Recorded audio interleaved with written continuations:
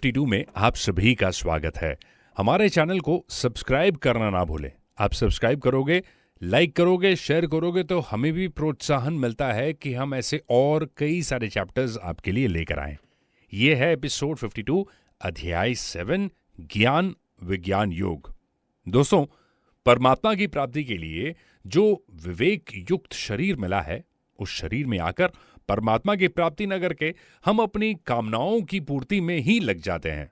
जिन मनुष्यों का ज्ञान सांसारिक कामनाओं के द्वारा नष्ट हो चुका है, वे लोग अपने अपने स्वभाव के अनुसार पूर्व जन्मों के कमाए पुण्य के कारण प्रकृति के नियमों के वश में होकर अन्य देव देवताओं के शन में चले जाते हैं। जैसे ही कोई भक्त जिन देव देवताओं के स्वरूप की श्रद्धा से पूजने की इच्छा करता है, मैं उसकी श्रद्धा को उन्हीं देवी देवताओं के प्रति स्थिर कर देता हूं। वह भक्त सांसारिक सुख की कामनाओं से श्रद्धा से युक्त होकर उन देवी देवताओं की पूजा आराधना करता है और उसकी वह कामनाएं पूर्ण भी होती हैं।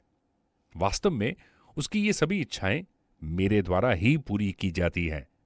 अल्प बुद्धि वालों को प्राप्त वो फल क्षणिक होता है और भोगने के बाद समाप्त हो जाता है। देवताओं को पूजने वाले देवलोक को प्राप्त करते हैं, किंतु मेरे भक्त अंत में मेरे परम धाम को ही प्राप्त होते हैं। देवताओं की उपासना का दोष यह है कि उसका फल अंत होने वाला है, अर्थात नाशवन होता है, क्योंकि देवता खुद सीमित अधिकार वाले हैं। वो व्यक्ति अल्प बुद्धि वाला है जो ईश्वर की उपासना को छोड़कर किसी देवताओं की उपासना करता है। भगवान की उपासना बड़ी सुगम है। उसकी विधि में नियम की, परिश्रम की जरूरत नहीं है। उसमें तो केवल भाव की ही प्रधानता होती है। उसके विपरीत देवताओं की उपासना में क्रिया, विधि और पदार्थ की एक इंपॉर्टेंस यानी प्रधानता होती है। बुद्धिहीन मनुष्य मुझ अप्रकट परमात्मा को मनुष्य की तरह जन्म लेने वाले समझते हैं, इसलिए वो मेरे सर्वश्रेष्ठ अविनाशी स्वरूप के परम प्रभाव को बिल्कुल ही नहीं समझ पाते। नाहं प्रकाशा सर्वस्य योग माया समावृतः मूढ़ो यम नाभिजानाति लोको माम जम व्ययम। मैं अज और अविनाशी हूं, अर्थात जन्म मरण से रहित हूं। मैं प्रकट होने और अंतर्धान होने की लीला करता हूं, अर्थात जब मैं एक अवतार लेता हूं, जैसे सूर्य भगवान उदय होते हैं तो हमारे सामने आ जाते हैं और अस्त हो जाते हैं, तो हमारे नेत्रों से ओझल हो जाते हैं यानी छिप जाते हैं। ऐसे ही मैं केवल प्रकट और अंतर्धन होने की लीला करता हूं। जो मुझे साधारण प्राणियों की तरह जन्माने और मरने वाले समझते हैं, वो मूढ़ हैं यानी मूर्ख हैं। हे अर्जुन, मैं भूतकाल में, वर्तमान में और भविष्य में जन्म मृत्यु को प्राप्त होने वाली सभी प्राणियों को जानता हूं, परंतु मुझे कोई नहीं जानता है। जैसे बांस की चिक दरवाजे पर लटका देने से भीतर वाले तो बाहर वालों को देख सकते हैं, परंतु बाहर वाले केवल दरवाजे पर टंगी चिक को देखते हैं, भीतर रहने वाले को नहीं।